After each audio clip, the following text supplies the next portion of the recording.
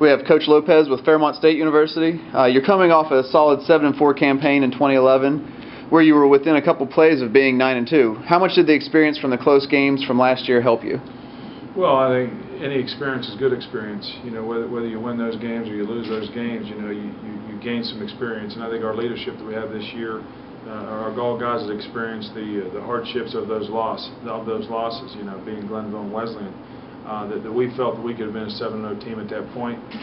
But it goes back to those are items which occur in a season that we couldn't control. So it's not very important for us to talk about the past. You know, going into this year, we just hope that our kids are able to grow from that, you know, and get through some of those tougher times, and you know, maybe win those tight ones. You know, every coach wants to win all close games, and those were 2 close games that we lost, and we want to kind of flip those. Okay, the team was pretty balanced offensively last year, 60-40 with a little edge to the running game.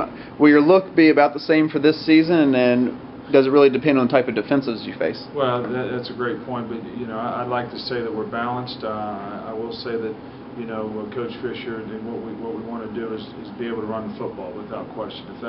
If that's 60-40, then that's fine. But if we could be in that 55 range, you know, that would be okay for us as well. We're not certainly not a program that wants to sit back and throw it majority of the time. So we want to be built on the ability to play big up front and strong, and be able to run the football and be good in the play action passing game, taking some shots, and you know, be able to convert third downs and play solid defense, and you know, not lose, you know, and play solid special teams as well. So if those numbers stay the same, and we have an opportunity to be 9-2 again, you know, or 9-1, then we'll take it. You touched on the running game a little bit. You returned West Virginia Conference Offensive Freshman of the Year in the backfield. Will Daniel Monroe be looked upon to lead the offense this season? Yeah, you know, he's a special kid. You know, he's a very academic-oriented kid that really takes a lot of pride in his, you know, his off-the-field situation as well, and just a great kid. And he's the kind of kid that every, you know, person that every team wants. You know, he's a great football player, but he's just an excellent person. And so I'm happy and blessed that he's part of our organization. And I think he's going to have a big year. He's weight trained. He's stronger, and so you know, expectations are dangerous in this business. So we just take it from day one and see where he ends up at the end of the season. You have to replace your quarterback this year, but you have some experience returning in the skill positions. How big of an impact will that make, having some receivers on the outside while you're breaking in a new quarterback? Well, we have Bobby Vega that's here this year that was with us in January, so he was able to pick the offense up pretty good. He's a cool, calm, and collective type of personality that has some very good leadership qualities. He's a very good young man, and we're excited about his leadership moving forward. Perimeter-wise, you know, they'll help him, but you know, he works extremely hard, and so we don't foresee that being. We think we're going to be okay there. You hate to lose, you know, a Logan Moore type of person, because Logan's one of the finest human beings I've ever been around or recruited. We wish him nothing but the best, but life changes, things change, and you know, Logan's going to be great moving forward, and I think Fairmont's got an opportunity to do some things as well. So. Defensively, you guys returned just a handful of starters. How will their play really affect where your team's able to go early on? Well, defense is the key. You know, defense is a very big part of our program. You know, as we mentioned before, we're going to be young, but we're probably going to be as talented as we've been. Coach Schaff, is our defense coordinator, does a terrific job.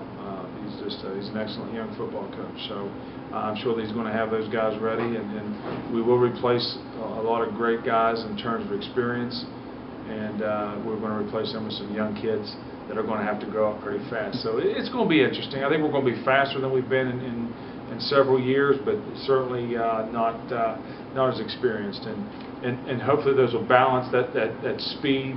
Will balance some of that inexperience and kind of get us through, you know, maybe the first 5 games of the year.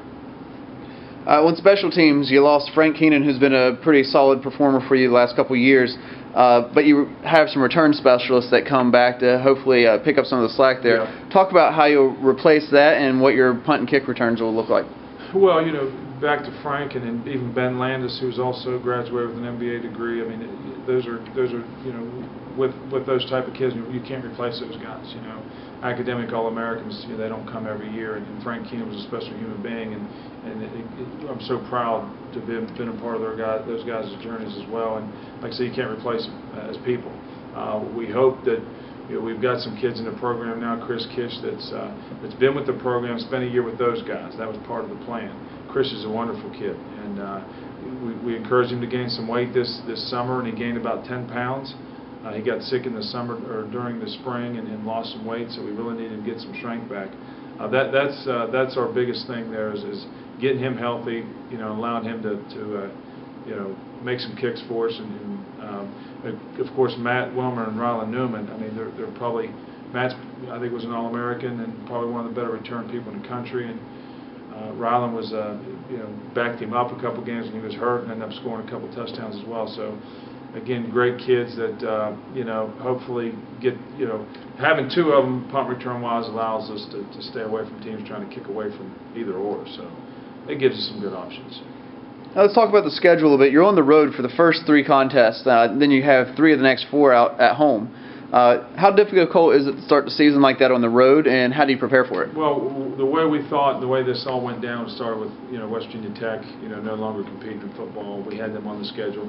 They were coming to our place. So there was our 11th game. Okay, so that kind of got us. And then you look at it, the first game's at Clarion. You know, anybody's first game, you can travel to Hawaii, your kids are still going to be excited because the first game's the first game. So really, home or away, you know, if Clarion comes here, they're going to be just as excited. So a lot of times that home field's neutralized because it's an opener. The second game's at Glenville, which is it's a huge rivalry game, plus it's 45 minutes down the road.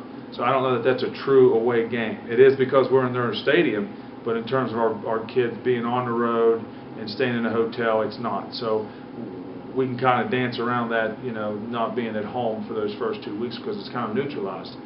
And then, you know, then we go to Bowie State. We're on the road. We're overnight. It's a true away game. So that'll be what we think is our first. Our kids probably through that game and coming home will start to experience some, you know, some of that away stuff that you get, and we'll be excited for West Liberty being the home opener. And so then we go to Charleston, you know, which is always a very difficult place to play for us. So then we've got a break, and I think that our program is built. And a lot of the Division II schools in our league, 11 straight weeks is brutal, especially when you deal with scholarship limitations and so forth. That you don't have, you pray every night that you don't get injured, you know. And it happened to us last year.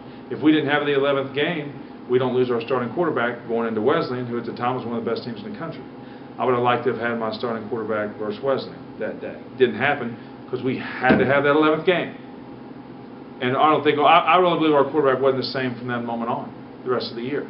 So taking that experience, I don't want an 11th game this year. And everybody's like, why don't you have 11? Why don't you have 11? Don't want 11. We're not built for 11. Fairmont State University, it's not our best interest to play 11 football games. Play 5, and then what a great time for the break to come. 5, break, 5. So I'm happy about that. I'm not excited, but we can twist those away games a little bit. You see what I'm saying? Because Clarion's it's an opener. Glenville's right down the road, and Bowie's that's over near Baltimore, so that'll be exciting for our kids too. So sounds like you're really excited for the season. Tell us a little bit your thoughts about the league in general for 2012. Yeah, I mean, I think every coach is going to say from head to toe, anybody can beat anybody.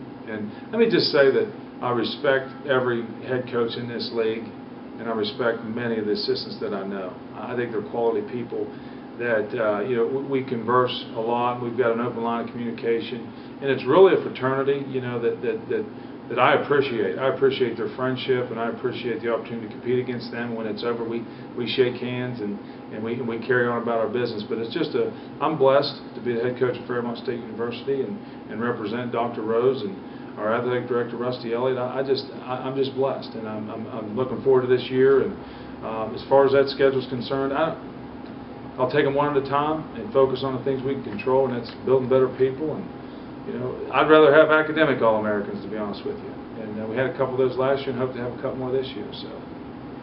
All right, Coach. Thanks a lot for your time, and good luck this season.